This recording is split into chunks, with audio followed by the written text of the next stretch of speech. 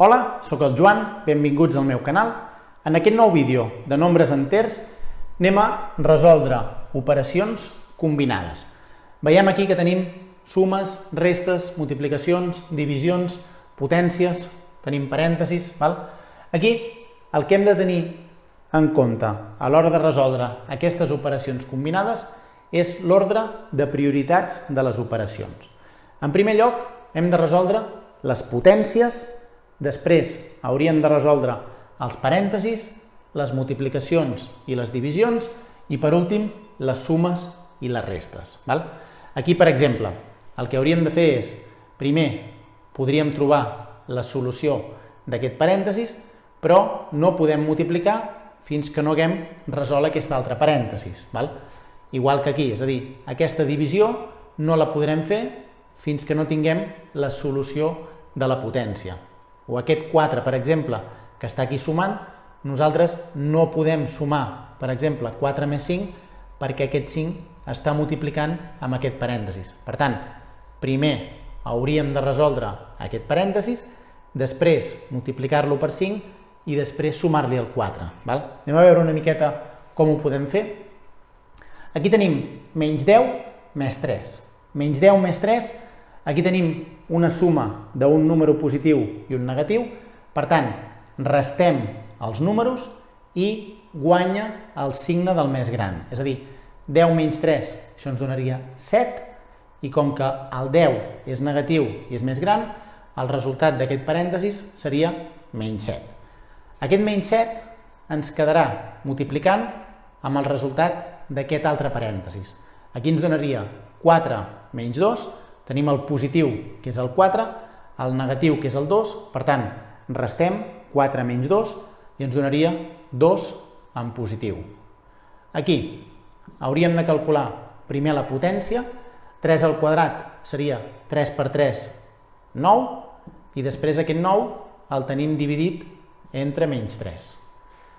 El més 4 el deixem, el més 5 el deixem i anem a resoldre aquest parèntesis.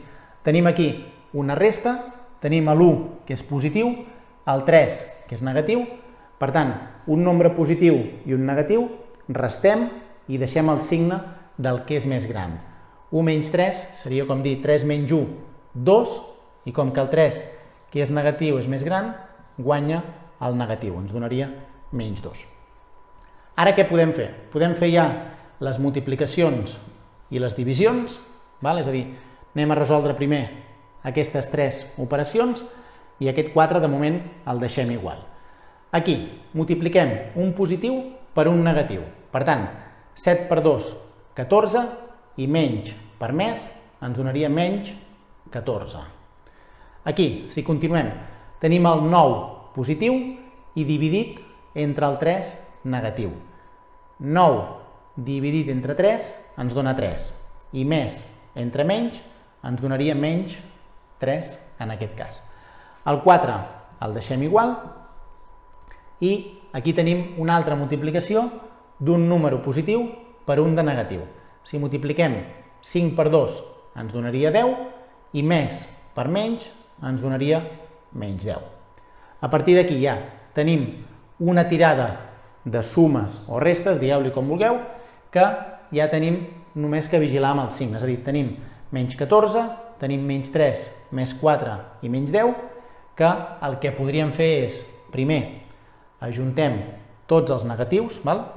Si tenim números negatius, els sumem i ens queda amb el signe negatiu. És a dir, si li devem 14 euros a un, li devem 3 euros a un altre i li devem 10 euros a un altre, en total devem tot el conjunt d'aquesta suma. Per tant, 14 i 3, 17, i 10, 27 amb negatiu. Ajuntem tots els negatius i es queden amb el signe negatiu. I el més 4 el deixem perquè només tenim aquest positiu. Si hi hagués un altre número positiu, el podríem sumar amb el més 4. I a partir d'aquí tenim un número negatiu i un número positiu. Què fem? Restem els números i el resultat serà negatiu perquè el 27 és més gran. 27 menys 4 ens donaria 23, per tant el resultat en aquest cas seria menys 23.